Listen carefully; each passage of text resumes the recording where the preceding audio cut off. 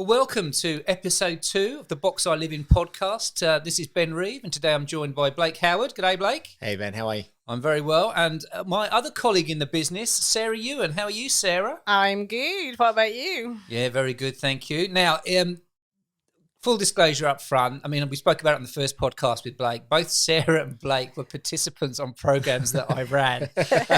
And so what does that make us? Well, it makes it, I guess, the fact you went through the process with me, but the fact then both of you have got out of the companies you're working with, kind of makes it for an interesting conversation, particularly given, Sarah, you and I caught up at the end of last year. So that was, 2020? Yes. And it was just after COVID, right? And we'd moved the whole of our training programs online. So we used to do face-to-face and some webinars, but we moved the whole thing online. And you and I went out for lunch. And we had the conversation because last year, how many hundreds of coaching sessions did you do? Like how many hours? I did 500 hours on the phone, one-on-one for one client, and I obviously did other clients as well. But yeah, I did a lot of phone calls. So you got a really deep insight into what people were thinking, right? And these are predominantly they're 25 to sort of 45, sort of that younger age group. I say younger because I'm older. You're both younger than me, so you keep me young. And we had lunch. And what was the one question that they kept asking you? Because you said it was a real theme that came through. Yeah, I think the theme definitely during COVID, but also actually before then as well, was I'd often get pulled aside in training and just saying, "How did you get out? Like, what did you do?" And often the question, especially actually in face-to-face training courses, people would pull me aside, and that was the question that they had. Very good. So I would like to call this chat today, I'm a professional, get me out of here. All right? Because it's something that we've all been through in our careers, right? Yeah. I mean, and for me, it's really interesting because I think it shows the signs of what's going on in the organizations today. If you think about, it's not just COVID, but from my observation has been that, you turned up, you worked hard, you stayed in an organization, they looked after you. I think that's changed, right? And you've both been through that yourself. And so today we want to explore that and maybe have our experiences and also talk about our top tips and our recommendations. And I guess as successful people, are we successful that have got out? I do talk about getting out. I still talk about not having a proper job. People say to me, I used to have a proper job, which involved 9 to 5. And I know what we do is important, but it never seems like a proper job. I don't know. Maybe that's just my upbringing from that. I think it's you because you've said that for years. You said it to us, I don't have a proper job. And like, what do we have then? You're here. Yeah, but you all had the proper jobs because you had to turn up. I never felt like that. So Sarah, let's go through this. Why don't you give us a quick background of your story? So your career. What I'm interested in is where you came to and then how did you get out? Let's give everyone the background of our stories and then we'll explore what you do to get out. Cool. All right. Well, my background is that I am originally a chartered accountant from Scotland, hence the accent. So I worked for one of the big 4 accountancy firms. I trained up as an accountant, as an auditor, and then I moved into forensic accountancy. And then I moved to Germany and worked on a project there, which then one night in a bar, I decided I loved living overseas and I ended up applying and moving over to Australia. So I was still working for the big 4 accountancy firm at that point. I then took a couple of years out after that and did some study around leadership and then got a job in one of the big 4 banks working in policy, and I did that for 6 years before getting out of there. But what was your sideline? Because you're a bit like Blake. On the first podcast we discussed having a job but also having a sideline, and Blake's was the whole podcast thing. That's why he's guiding you and I through this. Yes. But while you were doing all that corporate stuff, because when I first met you, you told me you were like, this was what it was. And I must admit, I think I said to you at the time, I said, you're in the wrong job, right? I'd met you for about half a day. And I think I just literally, you told me that. I just said flat out, why are you doing that? Yeah. Because what was your passion at the time that's now become it has become your career, right? Yeah, exactly. Good point. The whole time, ever since university, I always felt like a square peg in a round hole. And I think deep down, I always had that niggling away at me. And whilst I was doing my professional job, I also started quite a strange hobby. For a lot of people, it might seem strange, but I started doing a lot of public speaking competitions. And that became the thing that I really, really enjoyed. And on the way to a competition, a friend asked me, Sarah, if you could do anything in life, what would it be? And I said, without really thinking, I'd love to help other people with their public speaking. I'd love to work with leaders and help them in their communication and things like that. And she said, why don't you do it? And that question then stayed with me for quite a few years after that. Yeah. Okay. Well, you and I will have a chat about your transition. But again, it was interesting because I think when we met, that was the conversation. Right? Yes. That's quite the vocation, Sarah. Let's just to be like, I want to compete at not only public speak, but be better than a whole stack of people who are clearly confident doing it. That's different for someone who's just a leader in a Big Four bank. Yeah. Well, I'd also, it's like, the accounting side of it. I almost laughed when we met because I was like, she's mad, that lady. It's funny actually when I met both of you. It's something different. This is the key to it. So what's your story then, Blake? Because you only just recently made the transition, right? Yeah, I only just recently made it. I started out at university and I needed a part-time job, and I started working for a Big Four Australian bank in a contact center as it happens. And I was doing a lot of study. I was doing film, media and cultural studies and English degree, and I graduated my honors. And it was a time that I was like looking like I was going to go down the academic path. But one of my lecturers best described as like when you write a thesis or study for a whole year and you give that up and you can't touch it anymore. It was an 80,000 word thesis. It started out as a 150,000 word draft before I whittled it down to that. He goes, it's the closest a man will ever feel to having given birth. And it was true because I gave it up and I said, I can't do academia. I need to go and get a real job. And for the whole of my study, I was working at one of these Big Four banks, and I then just said, okay, well, just give me something to do. And I became full-time and I was doing other jobs and I was just taking things that interested me. And then I eventually, finally, after years of leadership and sort of working as you do in these environments, you have opportunities sometimes to leverage it into something that's maybe closer to what your personal values are. And for me, it was always like, well, I've done all this writing and communication and that's what I'm actually interested in. And so I sort of pushed my way into corporate communications, got a few lucky breaks really. And after sort of runs on the board and working in a whole bunch of roles and just sort of like, can I have a crack, and passed all my probationary trials with flying colors and moved on. But at the same time, much like Sarah, I was also doing movie reviewing on the side and being a freelance film critic in the Australian film community. So at the same time, I was just like doing creative stuff and then moving and trying my darndest to make corporate communication and sort of like freelance communication my thing. So was it your calling? Did you feel like a square peg in a round hole, like Sarah was saying, or could you seem? I mean, you never came across like that in the business, right? I mean, you might have felt it, but no one would ever have known. So you did a good job of making the program work. I mean, you did as well. I never but was it your calling or like? Yeah, I think there was a point where, and this is what you said to me. You said, "How did you get here?" I remember you asking me like, "How did you?" It's like because I was talking and there was a break, and you were like, "What have you done? Like you've done something else." And so yeah, it's this weird thing. Like I'd always been lured towards like. Appreciation of art and like what it says about our culture. And so then like sometimes, that had kind of always been in my head. And then at university, I got a taste of like facilitation and teaching on a graduate level. And at that time I just didn't pursue it because what that meant was I'd have to dive into a 7-year PhD course. And I was like, no, and also thank you. But yeah, I don't know what happened. I like hard work. I like challenges. And so it was always like when I was there, the only thing that and we mentioned on the first podcast that you talked about was like, I always just had a lot of energy and passion for people being better and the teammates that I worked with and people that, I was leading, just for them to achieve their goals. And so that's where I found myself sometimes butting up against that because I was really passionate and very energetic.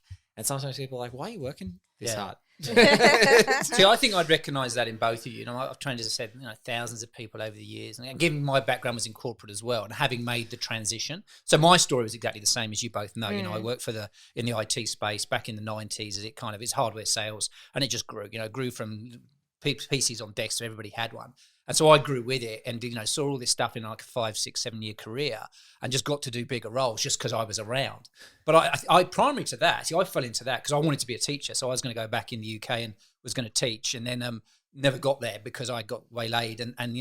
But it's funny because when I made the transition out as well, it was probably the same piece. It was one of those things where you kind of get there and you think, right, this is working, but there's something else I need to be doing.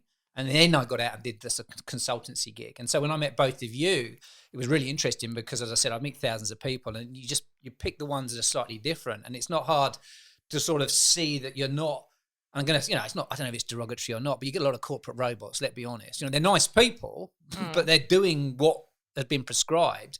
And if that gives them joy, not a problem. But you always, and particularly I think for what I do, I'm looking for that difference and that edge to find people that are interesting and fun to work with. So, today we've sat around this table is kind of cool for me because, you weren't handpicked. I think when you both, and this is really interesting. So let's go back to you. We'll get to your current move because Blake, you've just done a move. But you and I had a conversation because this is what I dread. I had one lady ring me up one day, and she said, "I've done what you said." I was like, "Oh."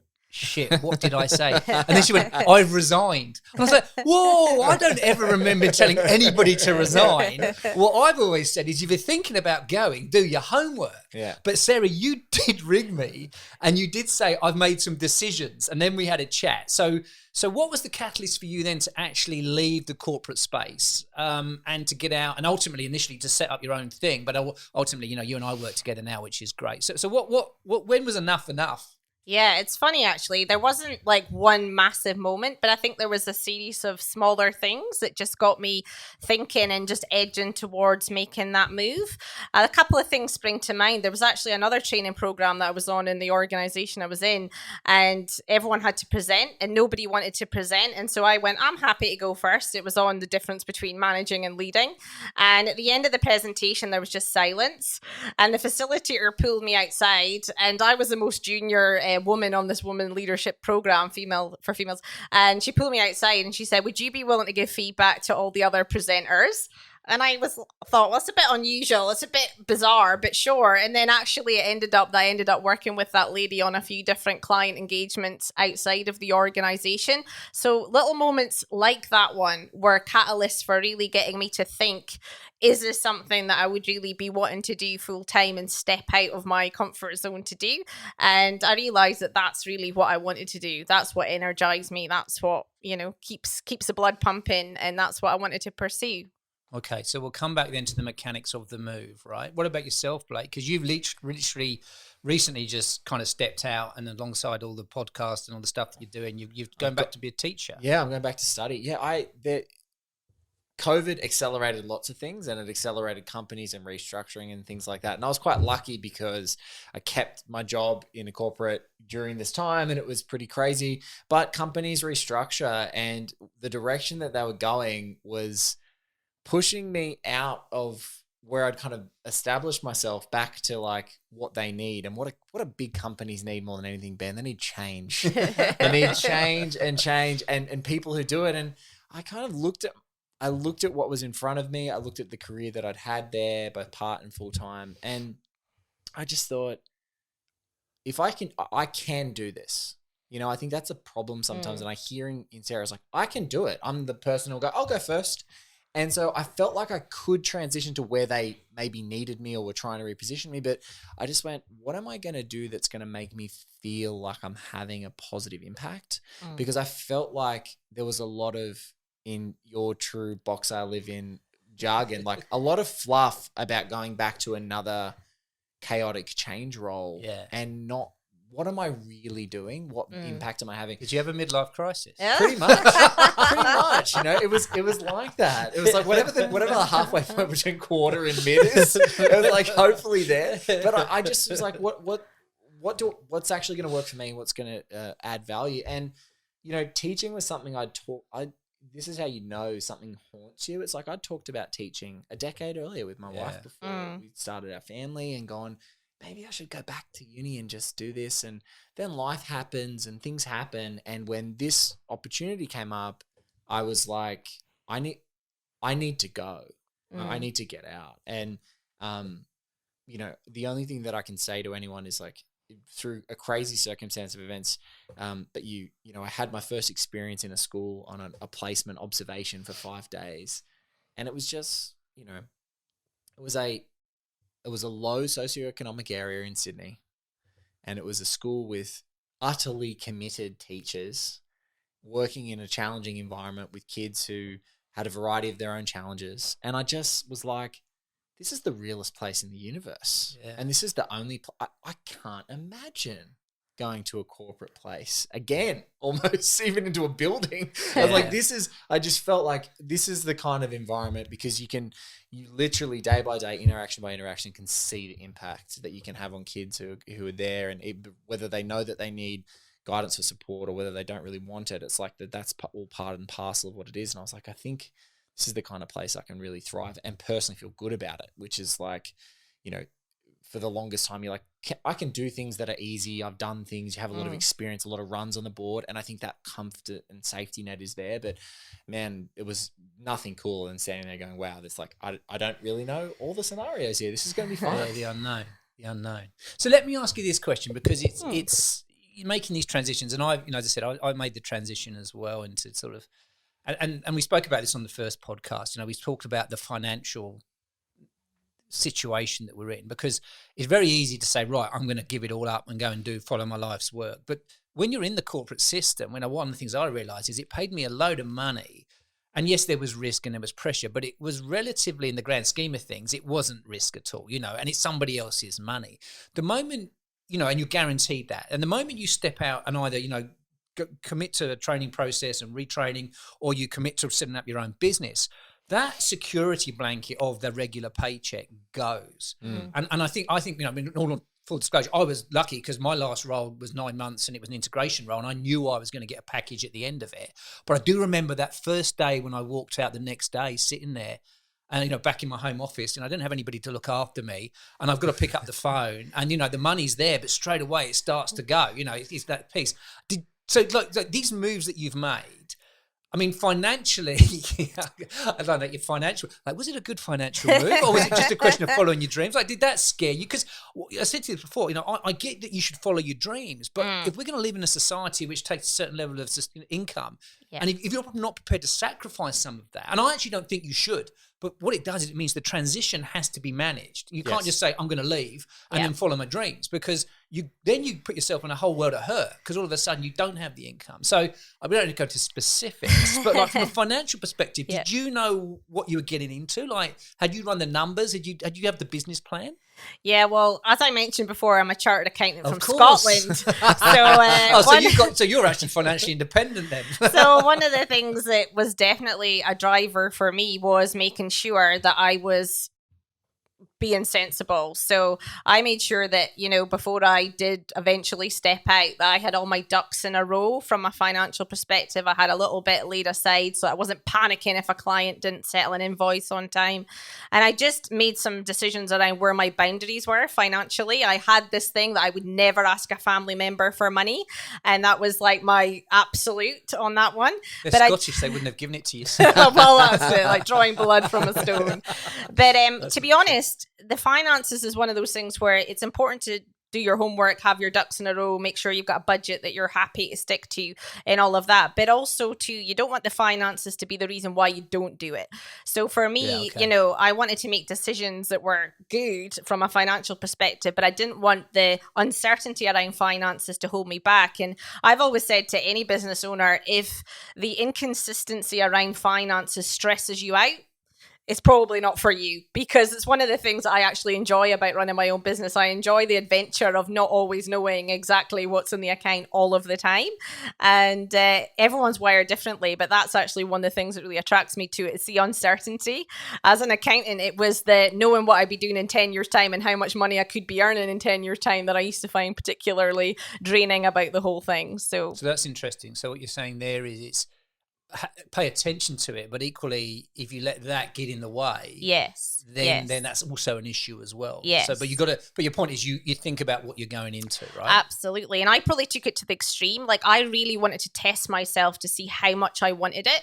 So just before I stepped out and left corporate, there was a hailstorm in Sydney, and my car got done in the hailstorm and written off, and I got the money from the insurance company, and I decided to put the money in an account to test myself for a year to live without a car. And I love having a car, particularly in Sydney.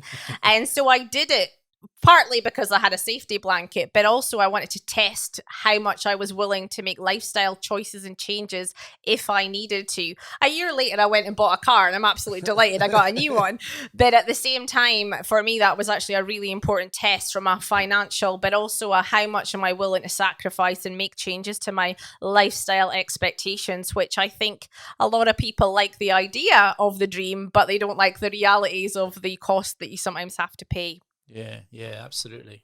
Yeah. What about you, Blake? I mean, this move, I mean, again, is it, you and I were discussing, that whole thing about getting paid a lot of money for, doing good jobs, but, compared to the public sector, I imagine it's a little bit different. I mean, was it a numbers decision, like to follow the dreams, or did it all just fall into place for you? No, it was, we had enough of a nest egg for the decision to start studying to happen. My wife and I are then sitting down and doing a plan of like, what does that mean in sacrificial terms? And if there's a bit of an adjustment period, do we have enough of a nest egg and an adjustment to like pivot to this? So that was it. But the long-term stuff, I was like, I know that there's a financial implication in the long term, but that became like I don't want, if I feel fulfilled, then that's okay. Yeah. Like it's enough. I'm good. And I it's not, there are plenty of high paying jobs out there that you could totally get. And it's like, do you feel fulfilled every day? Do you, and other things were, I've got two little ones now, like a 4-year-old who's about to be a 5-year-old is going to go into school at the same time I'm going into school to teach. And so, the consideration became like, is the value for me less income, but maybe I get to drive my daughter to school every day? And those sorts of factors come in, and it's like that just became far more long-term important for our family than the short term. Oh, we might be making more money, and that might mean X, Y, Z. And we ran the numbers and were smart enough to know. Obviously, we can afford our mortgage and those things, but it was just like I can make money doing other little bits and bobs to sort of get close to where I was before and still feel so much better about my long-term decision, because I'll be feeling it from a mental and personal well-being standpoint and a value standpoint. Like I feel more valued. Yeah. And again, it's interesting for me because I think traditionally, we coach people to follow their dreams and to do it. And I'm all for that. It's the realist in me coming out again, and the pragmatist. I've seen people go off and set themselves up as consultants and various things, certainly in my field. And there's like a 7-year rule. Yeah. Normally some of them don't make it past the year, or they get to 7 years and then they go back into corporate. Yes. Because, just that strain, as you were saying, Sarah, or it can be in any business, of just making ends meet, and what I find, not frustrating, but I think sometimes people have got to just get the rock stars and all the successful CEOs and these startups, they're the minority. For every 1 or 2 that are working, there's 99 that are not working. Yeah. And, I have so much respect for anybody that wants to start their own entity, even if it's the cafe around the corner, because they've got to make a buck. And when it's you trying to make a buck and convince someone to buy something, it's very different than when you're sat with the big corporate machine behind you. Yes. And yet, Sarah, your point is so valid. If you do the numbers and that becomes a precursor, and then you say, well, actually, I can't go, and you just sell your soul to the numbers, I think you're on this treadmill. Yeah. But the point is you've got to do the reality of the thinking. And then, Blake, what you just picked up very lastly for me is the key, is this idea of your values. And we talk a lot about this, in the programs, and Sarah and I, when we train, this idea of your value system, and your values basically, the deep-seated emotional responses, what's important to us. And a bit of a plug in www.theboxiliveit.com. There is a values exercise in there. It's not free, but go and have a look. But, that values card exercise that we do and you've done, where you get people to rank what's important to them, whether it's like independence, wealth, family, health, relaxation. How important it is to not only have a business idea, but also to make sure that fits in with what you want out of your life. And I think that's probably been my biggest learning as I've made the transition, is it's fine to have a great business idea and have aspirations to build $1 million businesses and all of this, but to Blake's point, does it give you that sense of satisfaction and meet that value criteria? Does it give you that sense of, you're doing what you want to do? Yes. And I think if you can make it all work, go do it. Yeah. But I think for a lot of people, they've got to understand that they've got to do the thinking first, and it's not easy when you're on the outside. No. I don't know. That's my view. Yeah, I think also you can't Blake's point, you can't actually put a price on some of the moments. Like yesterday, I got a phone call from a client, a leader who had been helping with their communication skills, and they're a massive fear of public speaking. And they phoned me up to say they just delivered a presentation in front of 600 colleagues that they never thought they'd be able to do. And moments like that make me feel like a round peg in a round hole, and I love it. And I used to always be jealous of these people that said, I love what I do. And I used to wonder if it was a romantic notion or if it was something that you could truly feel. And having now felt it myself, I mean, that's why I'm taking part in podcasts like this, because I want to say to people, if you desire that feeling, it is possible, but you do need to do the numbers, you do need to back yourself, and you do need to make sure that your dream is something you would want to outwork every single day. Sometimes it's easier to stay at work, isn't it? I was just going to say that sounds really hard. But you pick up something, Ben, and I know that Sarah does, is like the do your homework piece, right? And I think that's what's coming across really strong is, that 10 years ago, and this is the other thing that sort of came to me thinking about today and talking to you guys again, is like, if I 10 years ago had have just done my homework, I could have left corporate life and understood what was up for me in my chosen line that I wanted to go down, because I had to say no to a full-time job offering that if I was studying part-time rather than full-time intensively as my family is planned for now, I could be doing that and achieving my goals, and maybe it was over a longer timeline than I expected. But it's just like, I think the homework piece, you can't put a price on it. If it's like, if you're ready, you'll take the steps that are needed to do that. And I think you always have to do your homework. And the values exercise, I wish I still had the piece of paper that my values cards were on then, because they're not the same. Well, they shift, right? They shift with two kids. They shift, but I think it's nonetheless, it's still important. Like, it's a really important factor. Yeah. So that's the backstory, right? And I think there's a few things that have come out of that. So, I mean, what are some of the challenges that you faced then in terms of getting out? Like, I mean, what would have been some of the challenges, some of the learnings? Like when you look back, even I think you were doing your stuff before you got out, right? But certainly for yourself, Sarah, I mean, what are the things that have surprised you, or what have you learned? What have been some of the challenges of getting out and doing your own thing? So the challenges since I've got out? Yeah, what are the challenges? I'm not interested in the stuff at work. I know that very well because we did the coaching conversation. There were a few of those, weren't there? Since I started my own businesses like 5 years ago, I think... Has it been 5 years? It's been 5 years, yeah. Wow. It's already been 5.5 actually, but it's been 5 years since I left the role full-time. And how long have we been working together? It's over 4. 4? Yeah. Yeah, so Sarah and I work part of this consultancy as well. That's the joy of okay. It's crazy. God, now you make me feel even older. Anyway, go on. Yeah, so time flies when you're having fun. Yeah, so I think some of the challenges, look, I've never really experienced like a massive challenge that required me to dig right in because I'm doing what I love. But I think there were some challenges that I wasn't expecting. Like, even although I did my homework, there were some things that I just didn't know until I got to the other side, so to speak. So the one that I find quite interesting is actually the loneliness sometimes in making decisions as a business owner. So, in a large corporate, you've got to collaborate and you all get to sit around, and maybe that's some of the frustration sometimes in a big organization, having to speak to so many different people before you can get a decision across the line. But I think it's the constant having to make decisions about strategy, and literally the buck stops with you every single time as a business owner. That was the thing that nobody else had told me about, and it wasn't something I experienced until I was in it. And it's not loneliness as in I've got no one to talk to, I've got mentors yourself, business partners, family, and things like that. But it's ultimately no one else can make the decisions. You've got to make them for yourself. And I think that just learning to realize that that's just normal in business ownership was really helpful. And I spoke to a number of business owners that agreed, yes, nobody actually tells you about the loneliness of business ownership. A bit like sometimes the loneliness in leadership when all the team go off for a coffee and they don't invite you. It's a sort of similar thing when you're doing that. And I think the other challenge that I think every business owner probably experiences is just that ongoing having to keep backing yourself. And I don't think that's a bad challenge. I think that's one of the things that actually attracts me to it, is like having to dig deep and just constantly challenging yourself and backing yourself, even at the times where maybe you don't feel it, but there's no one else to kind of do it for you. You just have to keep showing up and putting a smile on your face and making it happen. Yeah, cool. What about you, Blake? What have you learned? I've learned that if you are in a corporate role, you have IP. Like, there is so much that you learn and so much that you acclimatize to in a corporate landscape, that in the opposite, there's such a freedom to go, there is no more that, that a camel is a horse designed by a committee. Like there's no more of that. You're in charge of the horse, so to speak. And also every job that you do has a level of, bureaucracy and things that just have to be done in certain instances, whether it's a regulatory body or whatever. You could own a cafe and have a council check in or something, just anything.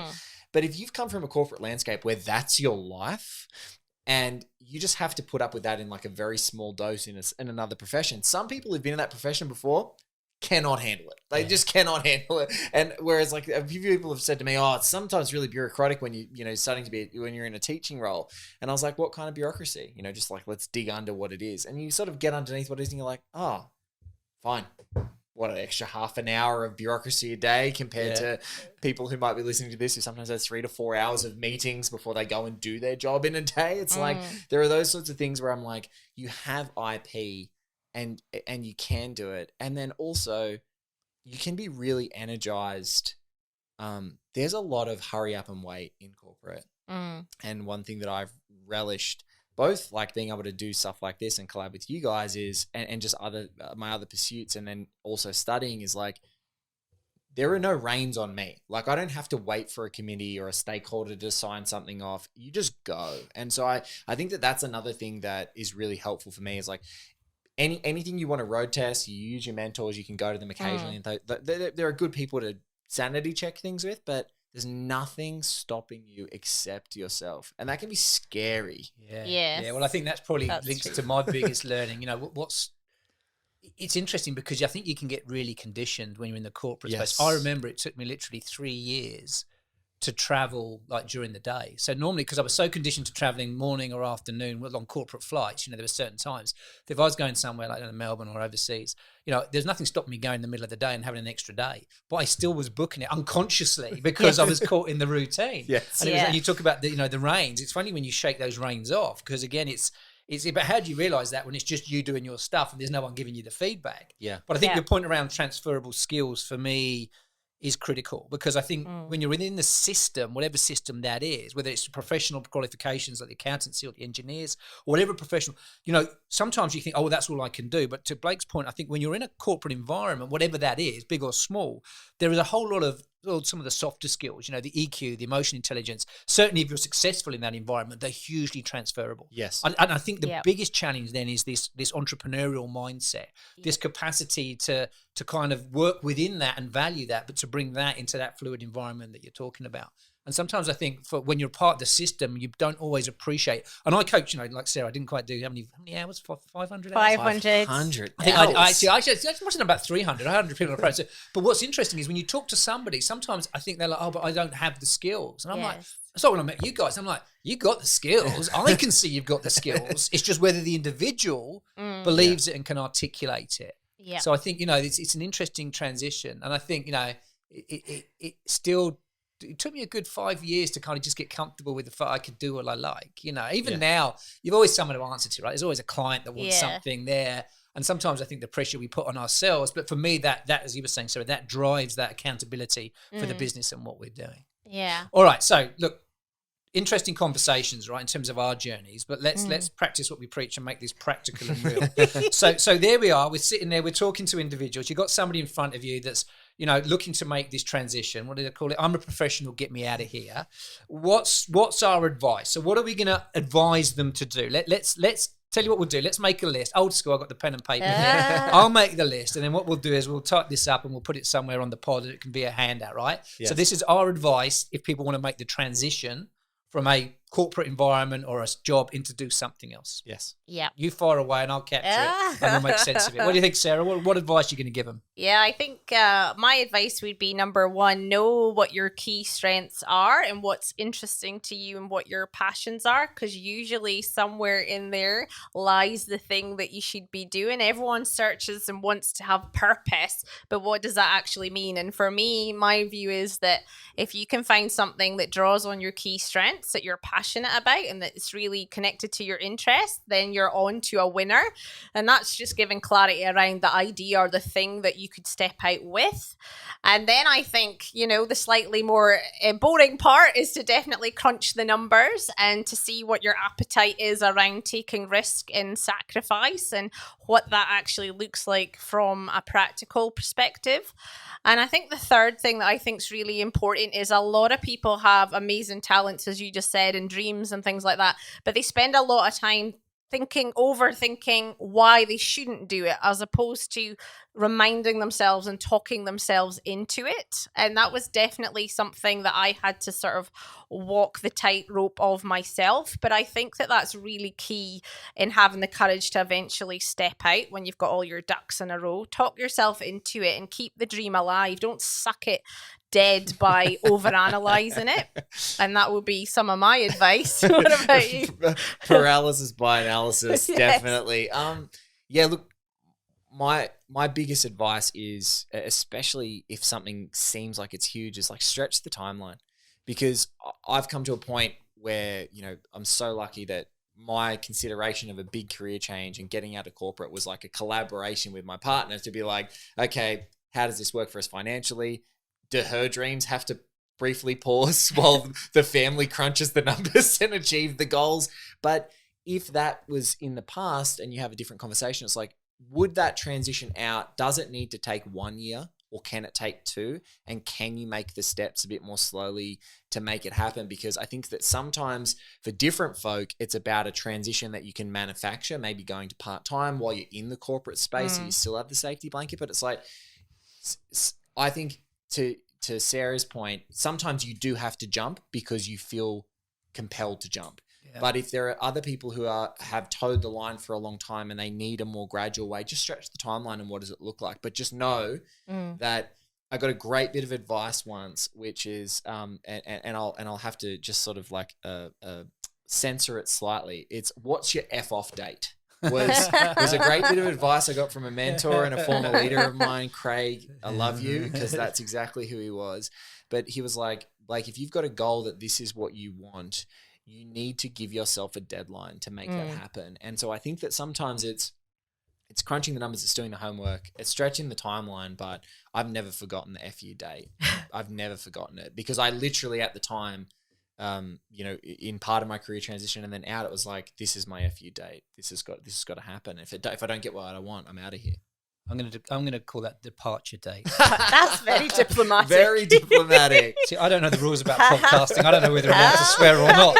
See, this is I'm still. You make the rules. I know, but this is what I'm still the stiff that turns up in a suit. I'm the only one that turns up in a suit. I'm like granddad. And so it's like, can we swear? Is that allowed? Yeah. It's like your podcast. You can do what you like. You can. I didn't want to break your rule because you hadn't made it yet. Well, I go for a family-friendly audience. You know, mate. Sure. You know that. I would add another one to the hang on list a minute. if Go. I can. Right. Yeah, please. The other thing, to your point, Blake, would be to, if you can, do it as a side hustle. So I didn't just leave the bank, wake up one morning and go, doesn't matter about my mortgage, I can't do this anymore. I actually started it as a side hustle while I was working full time. I would see clients on the weekend. I obviously told my employer that that's what I was doing. Sorry, you but don't have to say that now. There's no reins. I did actually declare There's no conflict. I see. Such a good accountant. I know.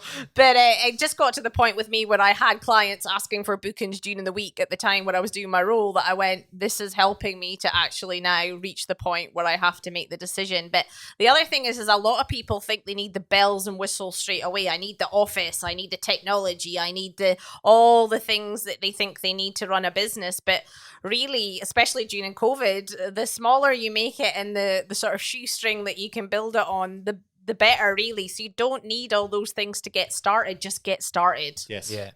Okay, so let me recap. I've got know what you're good at, your strengths. So that's all about, basically, your passion, your purpose. It doesn't have to be the big life statement. It's like, what are the skill sets that I've got? So that really, for me, comes back, if I link it back to the box, it's about skills and capabilities. It's about that values, that purpose piece. Do the numbers, which I'll link that back to as well, this idea of actually having a plan. I think that's one of my biggest advice to people is it doesn't cost anything to do the thinking and the planning. So if you're thinking of starting your own business, then go find, there's tools like Lean Canvas tools that allow you to put it up. You can put a business plan together. There's incubators. There's so much out there. If you want to change in career, go do the research. Like Blake was saying, get out there, go and do some experience. There's all just a phone call away. So I think that's key, is do the numbers, make the plan. The growth mindset, which is the technical term, which is about how can I make this work? I think so many people approach it and they go into this won't work. And I think if you just give yourself that freedom, I always say to people, the thinking costs you nothing. It's quite exciting to sit down and build a business on a bit of paper. And then to your point, Sarah, if you do that, go and create a side hustle. Stretch that timeline, as you're saying, Blake. You don't have to do it now. Can you do it as a side hustle? Again, working with one of the large banks, I saw a statistic where I think it was their employees under 35, basically something like 50 to 60% had a side hustle. So, why not? I think and I think there's a lot of our listeners that probably would think about, do it, run a business, go and start a charity, go and get involved, because you can do it. As you're saying, Sarah, the barriers to entry are so low. And you're learning it there. Yeah. You're learning so much from being where you are, that the business acumen's only growing. So you can apply the things that you've already learned to that while you're doing it. Yeah, and I think that's the other one for me in terms of the planning, is talk to people. I think there's a general lack of business acumen in certain professions. I think they're technically very strong, and I think the whole education in the system is geared to making them great accountants, great engineers, great technical, IT people. I think when you come to running your own business, whether it's you and someone else or you running a business that's going to be 1,000 people, the business acumen of cash flow, understanding marketing, understanding the whole process comes in. And that's where it comes back to doing the numbers, having the side hustle, creating this business model, but knowing how you're going to make money, or knowing how you're going to generate income, or knowing how you're going to live the life, for me, is absolutely critical. Yes. As we said, I think the joy of it is none of this, you don't have to give up anything to do this thinking. Yeah. And I think my other biggest advice to people is, do the thinking now, because as I said, if you don't do all of this, the challenge is you step out, you make something, but that thing that you thought you were going to love becomes the burden. Yeah. Because it's not what you wanted or envisaged. It becomes something that you end up doing. So you kind of substituted one for another just because the system isn't right. And look, and if you don't get it right, and again, we've started a few businesses over the year and they haven't worked, kill them, move on, go and do something else, be ruthless about it, but see it as an opportunity to test. And I think if you can take all of that and take that forward, then that's what should go into your thinking and planning. Keep your career current and all of that, but why not do the thinking? Yes. Absolutely. There you go. That's the plan. Anything else to add to that before we wrap, guys? I've always got more. I would say anyone who's listening, we've all got circumstances. Like, for example, I'm single and I live in Sydney with a mortgage. So I could use that as a barrier for not getting involved. You, Blake, you've got 2 young kids. You could use that as a barrier. Some people go, they're too young, too old. It's never too late. You're never too young. You're never too old. It doesn't matter what your status, your marital status is. You can do it. If I can do it, you can do it. Yes. And it's not using those things as an excuse or something to hide behind, but it's actually using them as an enabler as much as possible to drive you forward. I think if people want to do it, I think this is the difference for me, right? Because I think what you said, yes, you can do it, but you wanted to do it. And again, I see a lot of people in this sort of self-help space saying, if I've done it, you can do it. But your point is, if you want to do it. And I think that's the biggest advice that all of us have had, is that there's no barriers to entry if, exactly what you've said, Sarah, people want to do it and to set it up. Because that's what I saw in you when you made the step. You got to that point where you wanted to go. Blake, you got to the point where you wanted to go. Yeah. And I got to the point where, I had to go because there was no job for me. So that was okay, but it worked out okay for now. So I think that's the key, what I love is you said, if you've got that mindset, then anything's possible.